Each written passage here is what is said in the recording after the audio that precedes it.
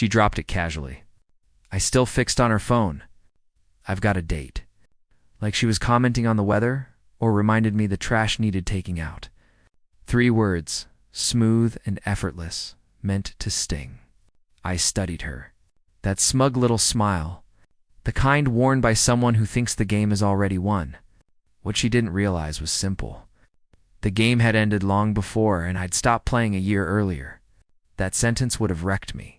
Back then, we were the couple others admired, hosting dinners, sharing secret glances across crowded rooms, making plans over stale popcorn and black and white films. I believed in us, in her. She always knew the right words, the right moments, and I thought we were building something lasting, but it turned out I was building alone.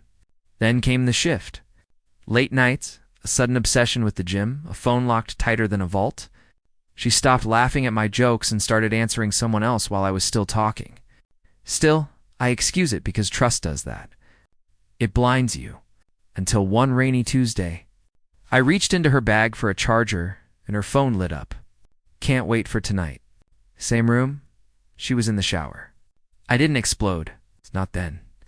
Just a cold, sharp stillness. No confrontation. That's for the desperate. I chose something better. Plan.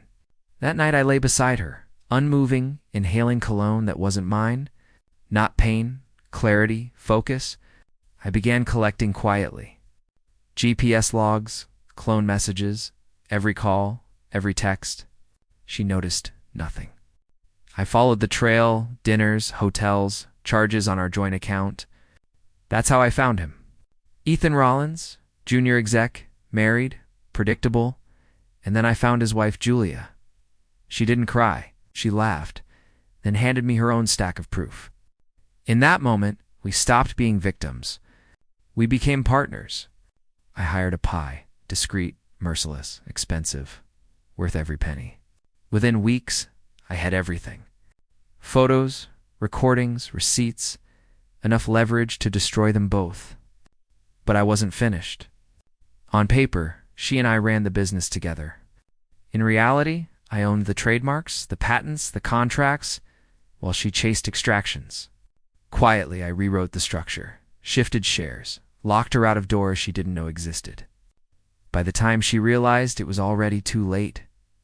Last Thursday, I told her I had something special planned. A fancy dinner, a surprise. She lit up, wore the red dress, the same one from the night we signed our first deal. She looked flawless, completely unaware she was walking into an ending. The restaurant was all glass and skyline. Best view in the city. She twirled her wine, smiling. So, what's the occasion? I slid the folder across the table. She laughed until she didn't. Inside every detail of the affair, proof of siphoned funds, broken contracts, a letter from Ethan, soon-to-be ex's lawyer. Her smile collapsed. She reached for her wine, her hands shaking. This isn't... It is, I said, calm as stone. You're out. Your assets are frozen. Ethan's under investigation. You're named in the civil suit. Her mouth opened, then shut. Nothing. Finally, a whisper. I still love you. I know, I said, standing. Enjoy your date. Now, I sit alone in what used to be our apartment. Mine now. The city outside feels quieter, sharper. I think back to all the nights I defended her, the lies I swallowed, the loyalty I gave to someone who didn't deserve it. People say revenge is fueled by anger. It isn't. It's fueled by truth. By taking back the parts of yourself you let someone else wear down. I don't miss her. I miss who I thought she was. And now, every time she tries to move on, every date, every boardroom where my name still echoes, every glass of wine poured in hope, she'll remember this night because I showed up once and ended it all.